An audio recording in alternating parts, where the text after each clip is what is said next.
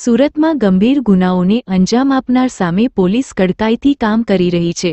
પાંડેસરામાં મિત્રો વચ્ચેની મજાકમાં હત્યાને અંજામ આપનારા 2 આરોપીઓને ઝડપી લીધા બાદ પોલીસે સરઘસ કાઢ્યું હતું, જેમાં આરોપીઓએ હાથ જોડીને માફીની માગ કરી હતી। રડતા રડતા અને લંગડાતા પગે આરોપીઓને ઘટના સ્થળે લઈ જવાયા હતા। સુરતમાં 15 વર્ષ અગાઉ હત્યા કરનાર આરોપી ઝડપાયો। મિત્રની હત્યા કરનારને ઓડિશાથી દબોચી લેવાયો। વડોદ આવાસ સ્થિત સરકારી સ્કૂલની બાજુમાં બિલ્ડિંગ નં. 22માં રહેતો દીપક રવિન્દ્ર સાવ તેના મિત્ર દીપકસિંહ ઉર્ફે બાટલા સાથે ઘર નજીક વડોદ હેલ્થ સેન્ટરની ગલીમાં બેઠો હતો, ત્યારે સ્થાનિક વિસ્તારના માથાભારે મનીષ ઉર્ફે કલ્લુ દેવીચરણ પ્રજાપતિ અને કૃષ્ણા ઉર્ફે લંબુ શિવરામ તિવારી અચાનક ત્યાં પહોંચી ગયા અને દીપક પર જીવલેણ હુમલો કર્યો હતો। મનીષે કાતર વડે દીપકના મોંઢા, ગળા, છાતી અને પીઠના ભાગે 8 ઘા ઝીંક્યા, જ્યારે દીપકસિંહને માત્ર ઢીકમુક્કાનો જ માર માર્યો।